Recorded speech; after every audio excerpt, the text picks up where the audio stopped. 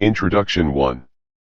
The dialogue with non-Christian religions OURS is a spiritually unbalanced age, when many Orthodox Christians find themselves tossed to and fro, and carried about with every wind of doctrine, by the sleight of men, and cunning craftiness, whereby they lie in wait to deceive.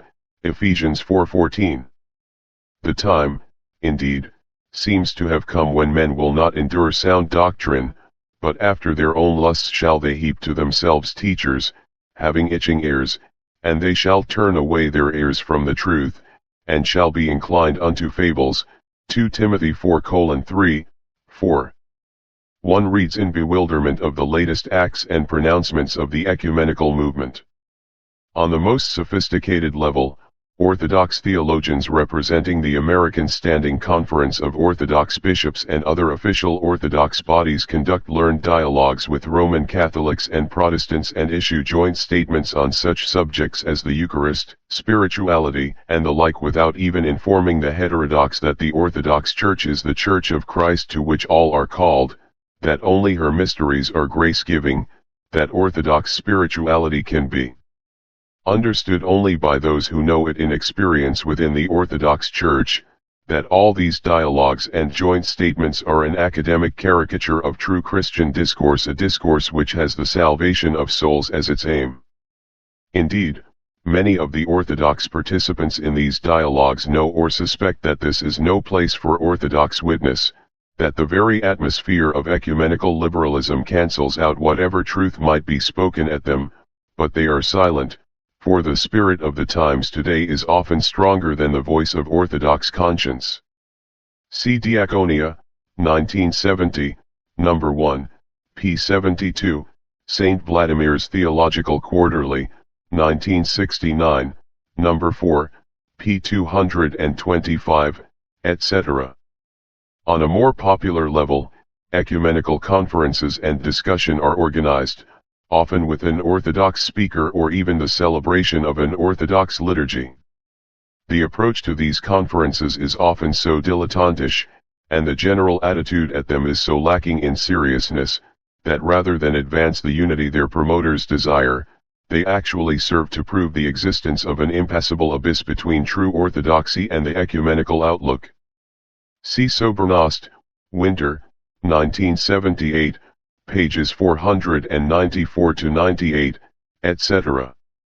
On the level of action, ecumenical activists take advantage of the fact that the intellectuals and theologians are irresolute and unrooted in Orthodox tradition, and use their very words concerning fundamental agreement on sacramental and dogmatic points as an excuse for flamboyant ecumenical acts, not excluding the giving of Holy Communion to heretics.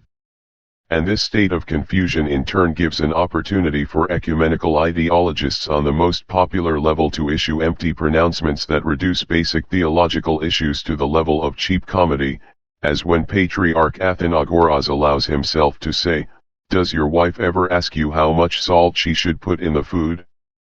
Certainly not. She has the infallibility. Let the Pope have it too, if he wishes. Hellenic Chronicle, April 9, 1970. The informed and conscious Orthodox Christian may well ask, where will it all end? Is there no limit to the betrayal, the denaturation, the self-liquidation of orthodoxy? It has not yet been too carefully observed where all this is leading, but logically the path is clear. The ideology behind ecumenism, which has inspired such ecumenistic acts and pronouncements as the above, is an already well-defined heresy. The Church of Christ does not exist, no one has the truth, the Church is only now being built. But it takes little reflection to see that the self-liquidation of orthodoxy, of the Church of Christ, is simultaneously the self-liquidation of Christianity itself, that if no one is the Church of Christ, then the combination of all sects will not be the Church either, not in the sense in which Christ founded it. And if all Christian bodies are relative to each other, then all of them together are relative to other religious bodies, and Christian ecumenism can only end in a syncretic world religion. This is indeed the undisguised aim of the Masonic ideology which has inspired the ecumenical movement, and this ideology has now taken such possession of those who participate in the ecumenical movement that dialogue and eventual union with the non-Christian religions have come to be the logical next step for today's denatured Christianity. The following are a few of the many recent examples that could be given that point the way to an ecumenical future outside of Christianity. 1. On June 27, 1965, a convocation of religion for world peace was held in San Francisco in connection with the 20th anniversary of the founding of the United Nations in that city. Before 10,000 spectators there were addresses on the religious foundation of world peace by Hindu, Buddhist, Muslim, Jewish, Protestant, Catholic, and Orthodox representatives, and hymns of all faiths were sung by a 2,000-voice interfaith choir. 2. The Greek Archdiocese of North and South America, in the official statement of its 19th Clergy Laity Congress, Athens, July 1968, declared, "We believe that the ecumenical movement, even though it is of Christian origin, must become a movement of all religions reaching towards each other." 3. The Temple of Understanding, Inc., an American foundation established in 1960 as a kind of association of united religions with the aim of building the symbolic temple in various parts of the world, precisely in accord with the doctrine of Freemasonry, has held several summit conferences. At the first, in Calcutta in 1968, the Latin Trappist Thomas Merton, who was accidentally electrocuted in Bangkok on the way back from this conference, declared, "We are already a new unity. What we must regain is our original unity."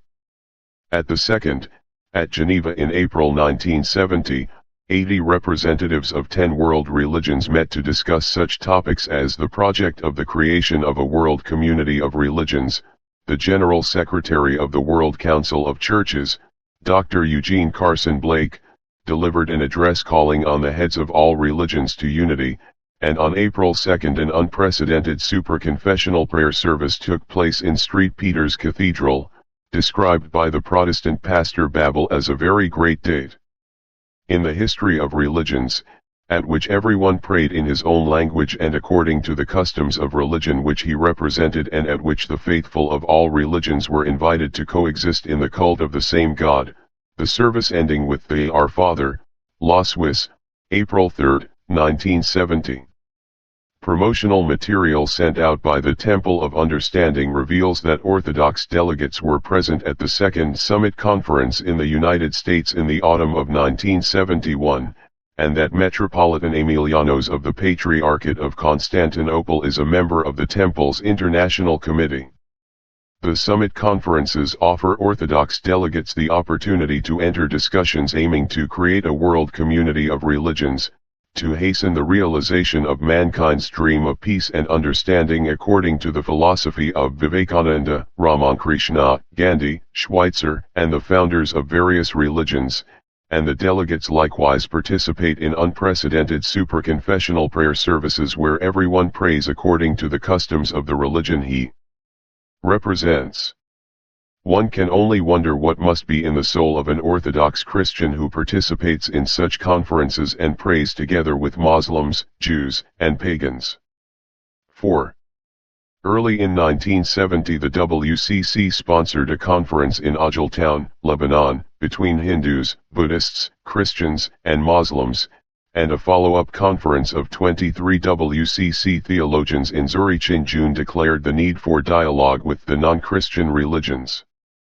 At the meeting of the Central Committee of the WCC at Addis Ababa in January of this year, Metropolitan Georges Cadre of Beirut, Orthodox Church of Antioch, shocked even many Protestant delegates when he not merely called for dialogue with these religions, but left the Church of Christ far behind and trampled on 19 centuries of Christian tradition when he called on Christians to investigate the authentically spiritual life of the unbaptized and enrich their own experience with the riches of a universal religious community, religious news service, for it is Christ alone who is received as light when grace visits a Brahmin, a Buddhist, or a Muslim reading his own scriptures.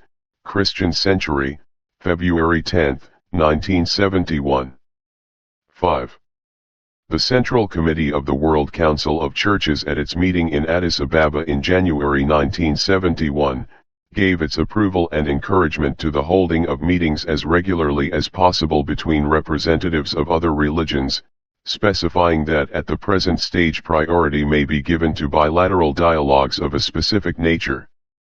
In accordance with this directive, a major Christian-Muslim dialogue was set for mid-1972 involving some 40 representatives of both sides, including a number of Orthodox delegates. Al-Muntada, January, February 1972, p. 18. 6. In February 1972, another unprecedented ecumenical event occurred in New York when, according to Archbishop Iakovos of New York, for the first time in history, the Greek Orthodox Church, Greek Orthodox Archdiocese of North and South America, held an official theological dialogue with the Jews. In 2 days of discussions, definite results were achieved, which may be taken as symptomatic of the future results of the dialogue with non-Christian religions. The Greek theologians agreed to review their liturgical texts in terms of improving references to Jews and Judaism where they are found to be negative or hostile. Religious news service. Does not the intention of the dialogue become ever more obvious? To reform Orthodox Christianity in order to make it conformable to the religions of this world. These events were the beginnings of the dialogue with non-Christian religions at the end of the decade of the 1960s and the beginning of the 1970s. In the years since then, such events have multiplied, and Christian, and even Orthodox, discussions and worship with representatives of non-Christian religions have come to be accepted as a normal part of contemporary life. The dialogue with non-Christian religions has become part of the intellectual fashion of the day. It represents the present stage of ecumenism in its progress towards a universal religious syncretism. Let us now look at the theology and the goal of this accelerating dialogue and see how it differs from the Christian ecumenism that has prevailed up to now. 2. Christian and non-Christian ecumenism. Christian ecumenism at its best may be seen to represent a sincere and understandable error on the part of Protestants and Roman Catholics, the error of failing to recognize that the visible Church of Christ already exists, and that they are outside it. The dialogue with non-Christian religions, however, is something quite different, representing rather a conscious departure from even that part of genuine Christian belief and awareness which some Catholics and Protestants retain. It is the product, not of simple human good intentions, but rather of a diabolical suggestion that can capture only those who have already departed so far from Christianity as to be virtual pagans, worshippers of the God of this world, Satan, 2 Corinthians 4:4, and followers of whatever intellectual fashion this powerful God is capable of inspiring. Christian ecumenism relies for its support upon a vague but nonetheless real feeling of common Christianity which is shared by many who do not think or feel too deeply about the Church, and it aims somehow to build a church comprising all such indifferent Christians. But what common support can the dialogue with non-Christians rely on? On what possible ground can there be any kind of unity, however loose, between Christians and those who not merely do not know Christ, but as is the case with all the present-day representatives of non-Christian religions who are in contact with Christianity decisively reject Christ? Those who, like Metropolitan George's cadre of Lebanon, lead the avant-garde of Orthodox apostates, a name that is fully justified when applied to those who radically fall away from the whole Orthodox Christian tradition, speak of the spiritual riches and authentic spiritual life of the non-Christian religions, but it is only by doing great violence to the meaning of words and by reading his own fantasies into other people's experience that he can bring himself to say that it is Christ and grace that pagans find in their scriptures, or that every martyr for the truth, every man persecuted for what he believes to be right, dies in communion with Christ. Certainly these people themselves, whether it be a Buddhist who sets fire to himself, a communist who dies for the cause in which he sincerely believes, or whoever, would never say that it is Christ they receive or die for, and the idea of an unconscious confession or reception of Christ is against the very nature of Christianity. If a rare non-Christian does claim to have experience of Christ, it can only be in the way which Swami Vivekananda describes. We Hindus do not merely tolerate, we unite ourselves with every religion, praying in the mosque of the Mohammedan, worshipping before the fire of the Zoroastrian, and kneeling to the cross of the Christian, that is, as merely one of a number of equally valid spiritual experiences. No, Christ, no matter how redefined or reinterpreted, cannot be the common denominator of the dialogue with non-Christian religions, but at best can only be added as an afterthought to a unity which is discovered somewhere else. The only possible common denominator among all religions is the totally vague concept of the spiritual, which indeed offers religious liberals almost unbounded opportunity for nebulous theologizing. Spiritual theology of the dialogue with non-Christian religions. The address of Metropolitan George's Cadre to the Central Committee meeting of the WCC at Addis Ababa in January 1971, may be taken as an early, experimental attempt to set forth such a tool in raising the question as to whether Christianity is so inherently exclusive of other religions as has generally been proclaimed up to now. The Metropolitan, apart from his few rather absurd projections of Christ into non-Christian religions, has one main point. It is the Holy Spirit, conceived as totally independent of Christ and his Church, that is really the common denominator of all the world's religions. Referring to the prophecy that I will pour out my Spirit upon all flesh, Joel 2:28, the Metropolitan states, this must be taken to mean a Pentecost which is universal from the very first. The advent of the Spirit in the world is not subordinated to the Son. The Spirit operates and applies his energies in accordance with his own economy, and we could, from this angle, regard the non-Christian religions as points where his inspiration is at work. p. 172. We must, he believes, develop an ecclesiology and a missiology in which the Holy Spirit occupies a supreme place. p. 166. All of this, of course, constitutes a heresy which denies the very nature of the Holy Trinity and has no aim but to undermine and destroy the whole idea and reality of the Church of Christ. Why, indeed, should Christ have established a church if the Holy Spirit acts quite independently, not only of the Church, but of Christ himself? Nonetheless, this heresy is here still presented rather tentatively and cautiously, no doubt with the aim of testing the response of other Orthodox theologians before proceeding more categorically. In actual fact, however, the ecclesiology of the Holy Spirit has already been written, and by an Orthodox thinker at that, one of the acknowledged prophets of the spiritual movement of our own day. Let us therefore examine his ideas in order to see the picture he gives of the nature and goal of the larger spiritual movement in which the dialogue with non-Christian religions has its place. 3. The New Age of the Holy Spirit. Nicholas Berdyaev, 1874–1949, in any normal time would never have been regarded as an Orthodox Christian. He might best be described as a Gnostic humanist philosopher who drew his inspiration rather from Western sectarians and mystics than from any Orthodox sources. That he is called in some Orthodox circles even to this day an Orthodox philosopher or even theologian, is a sad reflection of the religious ignorance of our times. Here we shall quote from his writings.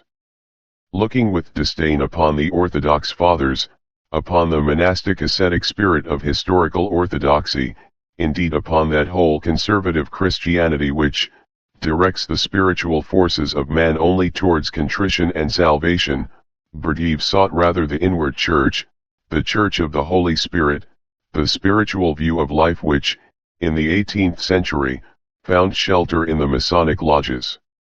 The Church, he believed, is still in a merely potential state, is incomplete, and he looked to the coming of an ecumenical faith, a fullness of faith that would unite, not merely different Christian bodies, for Christianity should be capable of existing in a variety of forms in the universal Church, but also the partial truths of all the heresies and all the humanistic creative activity of modern man, as a religious experience consecrated in the Spirit. A new Christianity is approaching, a new mysticism, which will be deeper than religions and ought to unite them. For there is a great spiritual brotherhood, to which not only the churches of East and West belong, but also all those whose wills are directed towards God and the divine, all in fact who aspire to some form of spiritual elevation, that is to say, people of every religion, sect, and religious ideology.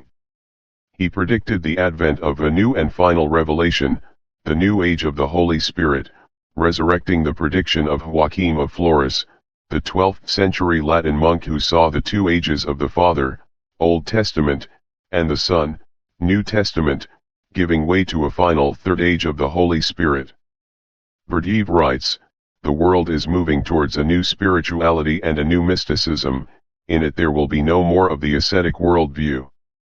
The success of the movement towards Christian unity presupposes a new era in Christianity itself, a new and deep spirituality, which means a new outpouring of the Holy Spirit. There is clearly nothing whatever in common between these super-ecumenist fantasies and Orthodox Christianity, which Berdiev in fact despised.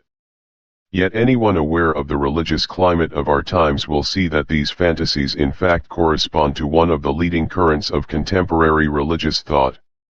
Berdiev does indeed seem to be a prophet, or rather, to have been sensitive to a current of religious thought and feeling which was not so evident in his day, but has become almost dominant today. Everywhere one hears of a new movement of the Spirit, and now a Greek Orthodox priest, Father Eusebius Stephanou, invites Orthodox Christians to join this movement when he writes of the mighty outpouring of the Holy Spirit in our day, the Logos, January 1972. Elsewhere in the same publication, March 1972, p. 8, the associate editor Ashinen invokes not merely the name, but also the very program, of Berdiev. We recommend the writings of Nicholas Berdiev, the great spiritual prophet of our age. This spiritual genius is the greatest theologian of spiritual creativeness. Now the cocoon of orthodoxy has been broken. God's divine Logos is leading his people to a new understanding of their history and their mission in him. The Logos is the herald of this new age, of the new posture of orthodoxy. 4. The present book. All of this constitutes the background of the present book, which is a study of the new religious spirit of our times that underlies and gives inspiration to the dialogue with non-Christian religions. The first 3 chapters offer a general approach to non-Christian religions and their radical difference from Christianity, both in theology and in spiritual life. The first chapter is a theological study of the God of the Near Eastern religions with which Christian ecumenists hope to unite on the basis of monotheism. The second concerns the most powerful of the Eastern religions, Hinduism, based on a long personal experience which ended in the author's conversion from Hinduism to Orthodox Christianity. It also gives an interesting appraisal of the meaning for Hinduism of the dialogue with Christianity. The third chapter is a personal account of the meeting of an Orthodox priest-monk with an Eastern miracle worker, a direct confrontation of Christian and non-Christian spirituality. The next 4 chapters are specific studies of some of the significant spiritual movements of the 1970s. Chapters 4 and 5 examine the new religious consciousness with particular reference to the meditation movements which now claim many Christian followers, and more ex-Christians. Chapter 6 looks at the spiritual implications of a seemingly non-religious phenomenon of our times which is helping to form the new religious consciousness even among people who think they are far from any religious interest. The 7th chapter discusses at length the most controversial religious movement among Christians today, the Charismatic Revival, and tries to define its nature in the light of Orthodox spiritual doctrine. In the conclusion, the significance and goal of the new religious consciousness are discussed in the light of Christian prophecy concerning the last times. The religion of the future to which they point is set forth and contrasted with the only religion which is irreconcilably in conflict with it, true Orthodox Christianity. The signs of the times, as we approach the fearful decade of the 1980s, are all too clear. Let Orthodox Christians, and all who wish to save their souls in eternity, take heed and act.